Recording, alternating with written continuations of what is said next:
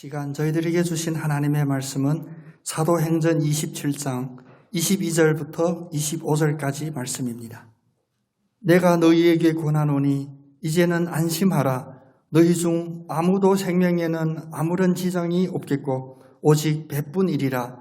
내가 속한 바 곧 내가 섬기는 하나님의 사자가 어젯밤에 내 곁에 서서 말하되 바울아 두려워하지 말라.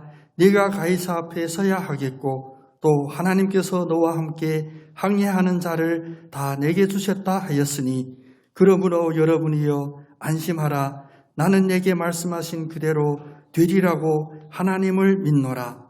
아멘. 오늘 아마 코로나 이런 상황 때문에 우리 성가대 선임 인원이 많지 않은데 왠지 심장이 같이 움직이는 쿵쿵하는 그런 찬양으로 들렸습니다. 우리 옆에 계신 분 은혜 속에 축복 한번 하겠습니다. 주님 약속하셨습니다. 두려워하지 말라. 담대하라. 아멘. 사실 엊그제가 설날이었어요. 그래서 아마 여러분 핸드폰도 다 터질 정도로 새해 복 많이 받으세요. 이런 문자들을 받으시고 또 전화도 받으셨을 겁니다. 그런데 불과 며칠이 안 지났는데 갑자기 설 분위기가 전혀 없어요. 그렇죠? 누가 그렇게 만들었을까요? 네, 여러분이 생각하는 그게 아닙니다. 내 마음이, 나의 믿음이 작아지고 약해지고 없어져서 그래서 무겁고 어둡고 그래요 답답합니다. 답답함 다음에는 두려움이 있고 두려우니까 우리는 도망가려고 합니다. 그런데 우리가 이 시간 어떠한 상황에 처하든지 여러분이 지금 겪고 있는 마음의 느낌이 어떠하든지 확실한 것은 하나입니다. 변하지 않는 것이 하나인데 그것은 무엇이냐? 하나님이 우리에게 두려워하지 말라, 담대하라, 안심하라라고 하는 이 약속의 선포입니다. 살다 보면 누구나 다 위기를 겪기 마련입니다. 왜 나만 겪는 고난이냐고 그런 일은 없습니다. 모든 사람이 이러한 고난들을 다 겪을 수가 있고 또 어느 때든지 겪을 수가 있습니다. 제가 벌써 2년 반 가까이 됐네요. 제가 이 반석교회에 부임하려고 이제 비행기 타고 이제 왔습니다. 그날 우리 임 장로님, 우리 권사님, 저를 마중공항까지 왔는데 그날이 태풍이 부는 날이었어요. 제 아내하고 제 딸 아야하고 셋이 비행기 타는 그 순간에는 벅찬 마음으로 비행기를 탔어요. 왜 벅찼는지 하여간 분명히 이야기할 수 없는 그런데 긍정적인 벅참으로 왔습니다. 근데 태풍 속에서 이 비행기가 오는데 여러분 아마 경험 못했을 거예요. 한 30m씩 50m씩 그냥 그대로 뚝 떨어져요. 그러니까 저희 애만 그 안에서 신났고요. 어렸으니까. 애는 지금 놀이기구 탄 분위기로 했는데 이게 어른들은 저도 포함해서 마음에 여러 가지 생각들이 들더라고요. 여러 가지 안 좋은 생각들이. 그래서 결국 하나님의 은혜로 그 비행기가 공항에 안전하게 착륙을 했습니다. 그때 제가 처음 경험했어요. 모든 승객들이 일어나서 기립박수를 하더라고요. 왜 박수를 하는지 여러분 아시겠죠? 위기를 벗어났다. 그래서 도착해서 우리 장로님 만났더니 장로님 저한테 했던 이야기가 기억이 납니다. 목사님을 꼭 제주로 보내시려고 하나님 하셨나 봅니다. 그때 그 전광판을 사진 찍었어야 되는데 다 취소돼가지고 빨간 전광판에 제가 타고 온 그 비행기만이 파란 줄 한 줄이 딱 있었어요. 그때는 위기라고 생각했는데 지금은 이렇게 쉽게 재미있게 또 의미를 담아서 이야기할 수 있는 그런 이야기거리가 되었습니다. 여러분 우리의 삶 속에도 다 위기라고 느껴지는 그런 순간들이 있습니다. 그런데 지나가고 우리가 다시 돌아볼 때 이것도 하나님의 은혜였구나 그 고백만이 유일한 정답입니다. 오늘 함께 읽었던 이 본문 말씀은 사실 믿음의 사람들 특별히 하나님이 크게 쓰시는 사도인 바울이 만났던 그런 위기의 실제 상황입니다. 바울은 지금 죄수의 몸으로 하나님의 큰 사명인 로마의 복음을 전하러 지금 출발합니다. 배를 탔습니다. 그냥 그만 배가 탄 것이 아니라 백부장이 그를 이제 죄수로 취급하니까 그를 압송해가는 그런 상황입니다. 그런데 바울은 그 죄수로 가는 그 마음이 무거운 것이 아니라 하나님이 끝내 나한테 로마로 갈 수 있는 그 길을 열어줬구나. 그 마음 때문에 더 벅차 있었습니다. 그런데 그들이 출발할 때는 겨울이었어요. 미항이라고 하는 그 항구에서 출발할 때 그들에게는 아무런 문제가 없을 것 같았는데 겨울에 겨울바람이 부는 그 지중해에서는 수랑할 수가 없어요. 사람들이 여러 가지 의견들이 나옵니다. 여기에서 겨울을 보내고 다시 출발하자. 근데 어떤 일이든지 우리도 경험하지만 혼자서 하면 쉬워요. 근데 2사람, 3사람, 20명, 30명이 한 뜻으로 무엇인가를 하려면 여러 가지 어려운 과정들을 거쳐야 됩니다. 이 태풍 부는 상황 속에서 선장들이나 선원들은 미항이 아닌 다른 항을 추천합니다. 그 항이 더 안전할 것이다. 그게 바로 그레데에 있는 베닉스라고 하는 항구인데 그 항구로 가는 것이 맞습니다. 그래서 백부장도 바울의 말보다는 선장들의 말을 선택하여 그들이 베렉스라고 하는 그 항구로 출발합니다. 그런데 순조롭게 출발한 듯한 그 배가 바로 광풍을 만나는데 어느 정도의 광풍이었냐? 배가 부서질 정도의 우리가 좀 유식한 말로 파선이라고 하죠. 파선의 위기를 만나게 되었습니다. 우리가 이 이야기에서 몇 가지 하나님께서 우리에게 깨닫게 하시고자 하는 그런 의미들을 우리가 이 시간 함께 나누기를 원합니다. 먼저 이 배가 파선할 수밖에 없었던 그 이유가 무엇일까? 결코 광풍이 아닙니다. 자연 조건 때문에 파선할 수 있었던 그런 이유들이 아닙니다. 더 깊은 의미를 생각해 본다면 먼저 그들은 자기들의 이 일에 선택하는데 문제가 있습니다. 무엇인가를 결정하는데 문제가 있었습니다. 11절 그 앞에 말씀을 보면 백부장이 선장과 선주의 말을 바울의 말보다 더 믿더라 라고 이야기합니다. 뿐만 아니라 그들은 베닉스로 가서 겨울을 지내자 하는 자들이 더 많으니 그 의견을 따랐다는 거예요. 세상적으로 보면 이 결정에는 아무런 문제가 없는 듯합니다. 우리가 문제에 부딪히면 그 문제의 전문가에게 조언을 듣고 해결책을 듣는 것이 맞습니다. 또 긴가민가 결정할 수 없을 때 우리가 할 수 있는 방법이 무엇인가요? 바로 우리 한국에서 통하는 방법은 바로 민주주의예요. 거수가결. 손들어서 많은 사람들이 동의하면 그대로 따르는 것. 이들은 백부장은 이 2가지를 그대로 다 하였습니다. 그런데 가장 중요한 게 하나 빠져 있습니다. 우리의 삶 속에서도 우리가 무엇인가를 선택하고 결정할 때도 이 한 가지가 빠져 있으면 안 됩니다. 그것이 무엇이냐? 바로 하나님의 뜻이 무엇인가를 묻지 않았어요. 전문가에게 의지했고 또 여러 사람이 그렇게 합시다 하는 그것을 따른 것만으로는 부족하다는 것입니다. 세상 만사는 이 세계를 창조하신 하나님의 주권에 있습니다. 우리가 우리의 뜻대로 우리의 경험대로 하는 것 같지만 아닙니다. 이 세상을 주재하는 분은 유일한 하나님이십니다. 하나님께 그 권한이 있는데 우리가 매사에 하나님의 뜻을 묻지 않고 선택하고 결정한다면 이것이 바로 모든 문제의 근원이 됩니다. 우리의 삶 속에서 아니 하나님이 코로나 때문에도 하나님께 물어야 되냐? 그렇습니다. 코로나도 하나님께 물어야 되고 배를 타도 하나님께 물어야 되고 비행기를 타도 하나님께 묻는 이것이 우리의 삶의 습관이 되어야 되는데 인간의 자신감이 점점 팽창되어가는 요즘 우리 사회는 과학이요 또 기술이요 우리가 알지도 못하는 그런 용어들이 제4차 산업혁명으로 기다린다고 하지만 그 근본이 되시는 하나님의 뜻을 묻지 않으면 파선의 위기를 만날 수밖에 없습니다. 두 번째는 이 위기의 상황에 대처하는 그 대처 방법에도 문제가 있었습니다. 순간 배가 광풍 속으로 휘말려 들어가니 14절부터 17절에 보면 그냥 배가 바람에 가는 대로 쫓겨갔다라고 합니다. 우리가 의지하고 담대했던 그 자존감은 그 자존심은 우리의 능력은 순간 무너집니다. 왜냐? 우리가 이길 수 있는 이 외계적인 환경적인 그 위험에 비하면 우리의 능력은 너무나 보잘것없기 때문입니다. 그런데 이런 위기를 만나면 어떻습니까? 5분 전만 해도 1분 전만 해도 자신감에 차 있던 인간은 바로 다른 극단을 선택하게 돼요. 그냥 포기합니다. 흐름에 맡겨요. 그래, 될 대로 되겠지. 제가 좋아하는 개그맨 전유성이라고 있는데 그런 꽁트가 있습니다. 세상에 죽으란 법은 없다 했더니 바로 대답하기를 사형이라는 법이 있잖아. 우리 신권사님만 웃으셨어요. 엄청 웃기는 건데 이 세상이 가지고 있는 생각이요. 자기 3분 전에 1분 전에 했던 이야기하고 바로 반대되는 극단적인 이야기를 하면서도 느끼지를 못해요.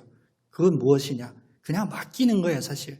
우리가 주도해서 할 수 있는 일이 없음을 그대로 인정하고 맡기는 겁니다.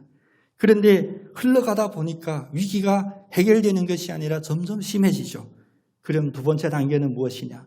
위기를 대처할 때 두 번째 제일 안 좋은 방법은 바로 포기하게 되는 겁니다.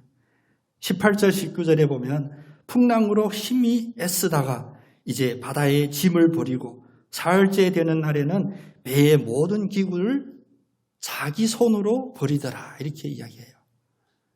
이 위기를 벗어나는데 이제 포기하는 방법밖에 선택할 수가 없는 거예요. 하나하나 버리고 심지어는 38절에 보면 자기들의 음식물마저도 다 버려요.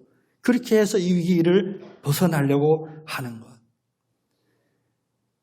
세상은 이런 포기에 대해서도 합리화시키고 정당화시킵니다. 그래 이판사판인데 뭐가 필요하겠어? 다 버려. 그래 뭐만 남을까요? 무엇만 남을까요? 다 버리면 위기 더하기 포기하면 바로 절망만 남습니다.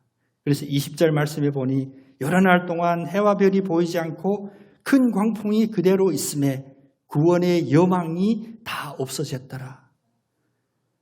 세상의 위기가 사람들에게 주는 그 마지막 종점은 바로 이 절망 속에 빠지게 하는 겁니다. 다시 말하면 이것은 영적으로는 사탄의 전략이기도 하고 죄의 전략이기도 하고 어둠의 권능이기도 해요. 절망하게 하는 것. 위기, 그 끝이 절망이라면 우리는 어떻게 살아야 될까요? 세상에 흐르는 대로, 세상의 유행대로 살고 매일 우리에게 띵동 날아오는 이 안전경보 문자만 붙잡고 어둠 속에 살아야 될까요? 아닙니다. 하나님은 우리를 그대로 살기를 원치 않으셔서 오늘 이 순간도 이 말씀을 저희들에게 허락해 주셨고 이 예배 자리에 이 말씀을 붙잡을 수 있도록 하나님이 은혜를 베풀어 주신 거예요. 결말은 우리가 무지 알죠. 그들은 파선하지 않았습니다. 다 죽지 않았습니다. 그러면 파선하지 않았던 이유는 또한 무엇이었을까요? 이런 파선의 위기 속에서도 생명을 구할 수 있었던 그 원인은 무엇이었을까요? 모두가 절망하고 주저앉아 있고 모든 것을 포기하고 있을 때 하나님의 사람 바울을 일으켜 주셨습니다. 우리가 모든 것들이 다 편하고 모든 것이 순조롭고 우리가 건강할 때는 내가 얼마나 하나님을 의지하는 사람인지가 잘 드러나지를 않습니다. 이것이 우리 인간의 약점이기도 해요. 그러나 위기 속에서 무엇이 드러나냐? 위기 속에서 우리의 믿음이 드러나고 내가 하나님의 사람인지 검증이 되게 됩니다. 이것이 야고보서가 우리가 듣기 거부하는 그 이야기의 선포입니다. 고난을 온전히 기뻐하라. 왜? 위기 속에서 고난 속에서 우리의 믿음이 확증이 되고 우리의 믿음이 드러나기 때문입니다. 위기관리 능력이란 바로 하나님의 사람에게 주어진 특별한 권세예요. 모두가 파선하고 그 파선 속에서 절망하고 포기하는 상황 속에서 하나님의 사람인 바울은 포기하거나 절망하지를 않았습니다. 그 첫 번째는 22절 말씀에서 알 수 있는데 인생에서 무엇을 이뤄야 할지 무엇은 이뤄서는 절대 안 되는지를 정확히 알고 있는 하나님의 사람입니다. 우리 한번 같이 믿음으로 고백하겠습니다. 아무리 위기 속에서라도 무엇을 이뤄서는 안 되는지 깨닫고 삽시다. 점점 길어지죠? 네. 다시 한번 합니다. 아무리 위기 속에서라도 무엇을 잃지 말아야 되는지 깨닫고 삽시다.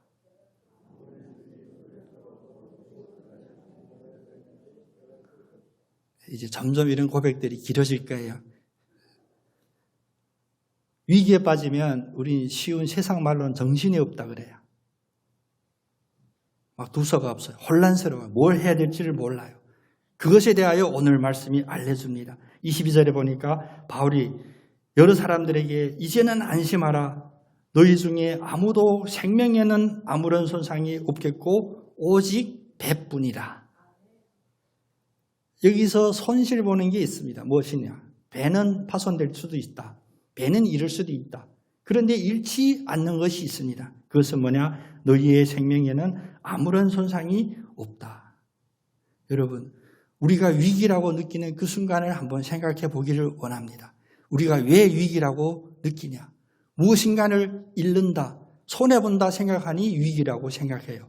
그러면 한층 더 깊이 무엇을 잃어버리는지 한번 생각해 보기를 원합니다. 생명에 대한 위기입니까? 아니면 여러분 손에 잡혀있는 그것이 이뤄지는 것에 대한 위기입니까? 생명에 대한 위기가 아니면 우리에게는 위기가 아닙니다. 생명은 우리에게 가장 근본이 되지만 또 전부이기도 합니다. 그래서 예수님께서 제자들을 가르치고 그들에게 한 가지 부탁의 이야기를 할 때 이런 말씀을 하셨죠. 마태복음 16장 26절에 사람이 만일 온 천하를 다 얻고도 생명을 잃으면 무슨 소용이 있겠냐. 온 천하보다 더 귀한 것이 여러분의 생명, 나의 생명입니다. 그런데 이 생명에 위해가 가지를 않는다면, 생명을 잃는 일이 아니라면 우리에게는 위기가 아니라는 것입니다. 어떠한 상황에서도 이 생명을 잃어서는 안 됩니다. 다른 것은 다 잃을지라도 이 생명을 잃어서는 안 됩니다. 물론 여러분 아시죠? 이 생명이란 생물학적인 그런 숨쉬는 건강의 생명만을 이야기하는 것이 아닙니다. 바로 우리 육신이 죽을지라도 영원히 구원받는 그 생명, 하나님이 우리에게 주신 그 축복의 영원한 생명을 이야기하는 것입니다. 어떠한 상황 속에서라도 이 영원한 생명, 구원받는 이 생명을 잃지 않는 여러분 다 되시기를 원합니다. 두 번째로는 위기 속에서 하나님의 임재를 간절히 구한 것이 그들이 살았던 이유입니다. 위기의 임재 속에 무엇을 먼저 구해야 되냐?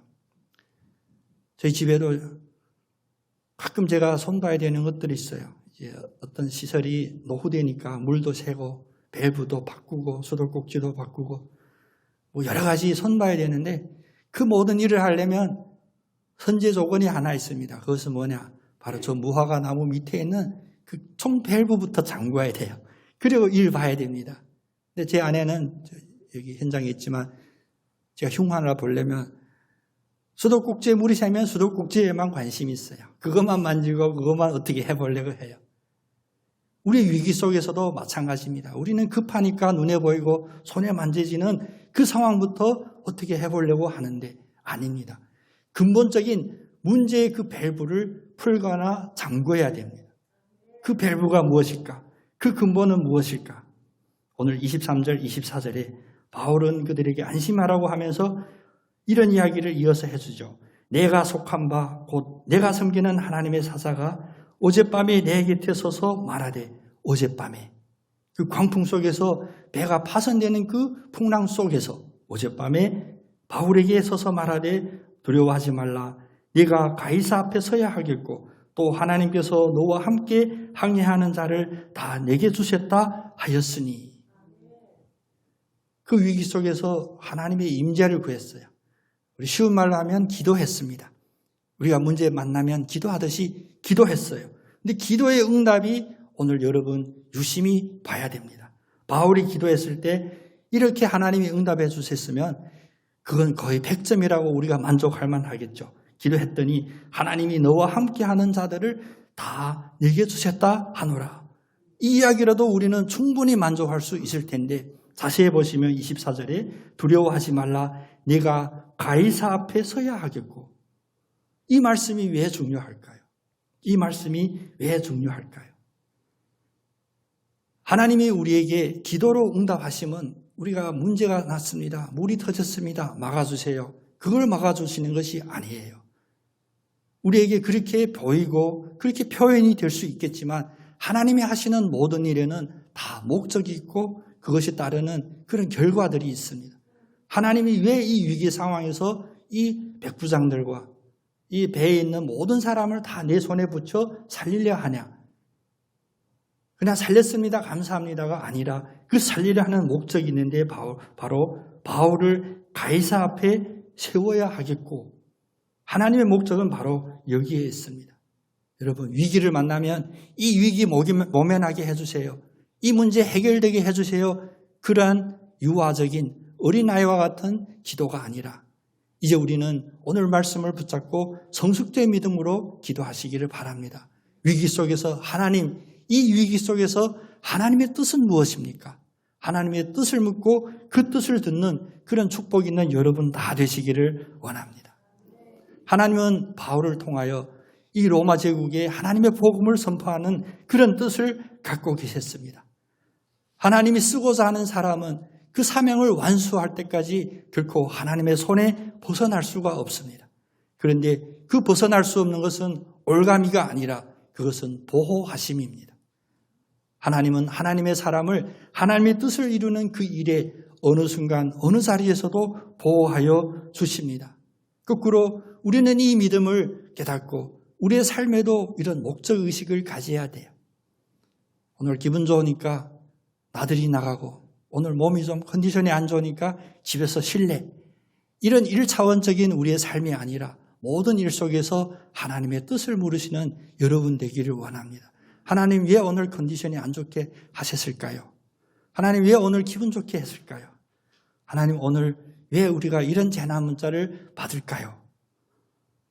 하나님께 묻는 이런 우리의 일상이 우리의 습관이 되기를 원합니다. 그래서 바울은 이 상황 속에서 그러한 위기를 이긴 것으로 끝난 것이 아니라 바울은 자기의 삶 전체를 평가하기를 나는 하나님의 사람으로서 하나님의 나에게 세워준 그 표대를 향하여 멈추지 않고 끝까지 달려간다 라고 고백합니다. 근데 중요한 것은 무엇이냐? 빌립보서 3장 14절이 그가 이 고백을 할 때 표대를 향하여 그리스도 예수 안에서 그 부르심의 상을 따라 쫓아가노라 합니다. 예수 그리스도의 안에서 이것이 바로 우리 삶의 영역입니다. 우리의 삶의 테두리입니다. 우리는 예수 그리스도 안에서 표대를 보고 달려갈 때 끝까지 성취하기까지 하나님께서 지켜 보호하여 주심을 믿고 나가야 됩니다. 하나님의 그 뜻이 무엇인지를 묻고 그 뜻을 이루는 것을 우리의 삶의 우리의 매일매일의 일상의 목표로 삼으시기를 원합니다. 세 번째로는 위기를 모면했던 바울로부터 우리가 깨달아야 될 것은 현재보다 미래를 지향하는 하나님의 약속을 붙잡았다는 것입니다. 24절에 내가 가이사 앞에 서야 하겠고 또 하나님께서 너와 함께 항해하는 자들을 다 내게 주셨다 하였으니 그러므로 25절에 그러므로 여러분이여 안심하라 나는 내게 말씀하신 그대로 되리라고 하나님을 믿노라. 혹시 이런 분 안 계시기를 간절히 원합니다. 뭐냐? 코로나 때문에 기도한다? 아닙니다. 그전에는 기도하지 않았습니다. 내가 건강할 때 기도하지 않았고 내가 모든 게 순조로울 때 기도하지 않았는데 코로나 때문에 나는 기도합니다. 이것은 올바른 고백이 아닙니다. 우리가 하나님이 하심을 믿는 것은 오늘 이 현재의 일이 아닙니다. 더구나 과거가 아닙니다. 하나님이 우리에게 힘이 되시고 소망이 되시고 우리의 확신이 되면 무엇이냐? 하나님은 처음부터 끝까지요 우리의 미래까지도 하나님께서 주장해 주시기 때문입니다. 위기는 무엇이냐? 위기는 오늘 현재 이 자리 현재형이 바로 위기예요. 미래까지 오는 위기는 우리에게 주어지지를 않습니다. 물론 우리는 내일의 위기까지 미리 생각하고 걱정하고 염려하죠. 그런데 여러분 아셔야 됩니다. 위기는 무엇이냐? 위기는 바로 지금 현재 이 순간의 일입니다. 그래서 많은 이들이 그런 고백하죠. 제가 역사 공부해보면 역사 기록이 다 그겁니다. 죽을 것 같았는데 지나가 보니까 살았더라. 다시 말하면 위기는 절대 미래까지 연장을 하는 것이 아니라 바로 그 순간에 있는 것이 위기예요. 우리 후손들이 2021년, 2022년 코로나가 기록이 돼서 그들이 볼 때 똑같은 기록을 할 겁니다. 지나갔더니 은혜였더라. 지났더니 살았더라. 여러분, 미래에까지 미치지 못할 이런 위기 앞에 우리가 움츠러드는 것이 아니라 오히려 무엇을 붙잡아야 되냐? 미래는 오로지 하나님의 약속뿐입니다. 하나님의 약속은 미래형입니다. 우리는 오늘 이 자리에서 지금 당장 이루어질 하나님의 축복만 간절히 바라는 그런 바람이 많지만 그것은 극히 적은 일부분입니다. 하나님의 가장 큰 축복은 무엇이냐? 내가 예상할 수 없고 내가 좌지우지할 수 없는 미래에까지도 미치는 하나님의 은혜가 우리에게 가장 큰 축복이고 가장 큰 약속입니다. 때문에 위기 속에서 우리가 의지해야 될 바는 무엇이냐? 지금 위에 이 파산하는 배에 하나님 계시지 않습니까? 왜 하나님 지금 내 손을 잡아주지 않습니까? 이런 기도가 아니라 가령 만에 하나 이 배가 파산했을지라도 그 이후에 계실 그 하나님을 미리 바라보고 그 하나님을 붙잡는 것입니다. 여기서 두려워하지 말라, 안심하라. 무슨 뜻이냐? 내가 지켜준다는 그 보호함의 약속입니다. 하나님이 잡고 계시면 어떠한 위기도 실제로 발생하지 않습니다. 특히 우리의 생명을 해칠 그런 위기는 발생하지 않습니다. 배는 파손될 수 있을지 몰라도 또 배에 실었던 물건들은 바다에 버릴 수도 있겠죠. 이런 손해가 있을지라도 결코 손해받지 않는 것은 바로 우리의 생명입니다. 로마서 8장 35절부터 39절에 바울은 또 다른 고백으로 이 하나님의 미래의 약속을 또 위기 속에서 붙잡아야 될 그 약속을 천명합니다. 35절에 누가 우리를 그리스도의 사랑에서 끊으리요? 환난이나 곤고나 박해나 기근이나 적신이나 위험이나 칼이랴. 내가 확신하노니 사망이나 생명이나 천사들이나 권세자들이나 현재일이나 장래일이나 능력이나 높음이나 깊음이나 다른 어떤 피조물이라도 우리를 우리 주 예수 그리스도 안에 있는 하나님의 사랑에서 끊을 수 없으리라. 여러분, 이 약속의 말씀 앞에서 아멘으로만은 부족합니다. 우리 한번 같이 하나님의 이 약속의 말씀을 붙잡겠습니다. 누가 우리를 그리스도의 사랑에서 끊으리요? 하나님의 사랑에서 끊을 수 없으리라. 아멘. 누가 끊을 수 있겠냐? 그 누가는 무엇이냐? 오늘 말씀처럼 모든 게 다 포함이 됐어요. 환난도, 곤고도, 박해, 기근, 또 천사도, 또 권세사도, 그 어떤 모든 대상이 다 하나님의 피조물이라 전제하고 하나님의 피조물이 우리를 하나님의 사랑에서 끊을 수 없음을 미래지향적인 고백하는 것입니다. 어둠이 지나면 동이 튼다 라는 속담이 있죠. 낙담될 때 그런 속담을 붙잡을 수도 있습니다. 그러나 오늘 이 말씀은 우리의 속담보다도 더 유력하고 확실하고 분명한 흔들림이 없는 진리의 약속입니다. 우리를 그리스도의 사랑에서 끊을 그 어떤 존재도 그 어떤 환경도 사건도 없고 우리를 우리 주 그리스도 예수 안에 있는 하나님의 사랑에서 끊을 수 없으리라 라는 이 고백이, 이 선포가 우리가 위기 속에서 불러야 될 우리의 성전가입니다. 위기가 끝난 다음 우리 자신을 돌아볼 시간이 있겠죠. 우리가 보면 어떤 일이 깜짝 놀라고 나서 지나고 나면 느끼는 느낌이 무엇이에요? 부끄러움. 아이고, 내가 이런 일에도 놀랬구나. 부끄러워하는 것. 마찬가지입니다. 우리가 위기라고 느꼈을 때, 우리가 하나님을 의지하여 이 위기를 넘겼을 때, 다시 하나님의 설 때는 우리는 자랑스러운 하나님의 사람, 믿음의 사람으로 설 수 있습니다. 그러나 이 위기를 제대로 대처하지 못하여 포기하고 그냥 그대로 흘러가고 심지어는 절망하다가 이 위기가 끝났을 때 하나님 앞에 섰으면 얼마나 부끄럽겠습니까? 어둠이 지나고 동이 튼다는 그 환난 앞에서 이 모든 과정과 결과가 다 드러난다는 말이기도 합니다. 하나님이 다시 우리에게 위기가 끝나 밝은 날을 주셨을 때 화창한 그 햇빛 앞에서 부끄럽지 않은 여러분 될 수 있도록, 또 저와 여러분이 될 수 있도록 지금 이 순간도 우리가 노력하고 지금 이 순간도 우리가 말씀을 붙잡고 또 지금 이 순간도 기도 속에서 하나님의 뜻을 묻는 부끄럽지 않는 믿음의 사람으로 서기를 축복합니다. 그래서 25절에 그러므로 여러분이요, 이 모든 상황을 제시하고 결론으로 바울이 선포합니다. 그러므로 여러분이요 안심하라. 나는 내게 말씀하신 그대로 되리라고 하나님을 믿노라. 우리 함께 읽지 않았던 26절에 오늘 이 이야기의 끝이에요. 광풍 속에서 파선의 위기를 만났던 그들의 배는 26절에 보니까 우리가 반드시 한 섬에 걸리리라 하더라. 그렇습니다. 폭풍우도 지나갑니다. 파손되지를 않습니다. 그리고 그 결과는 어디냐?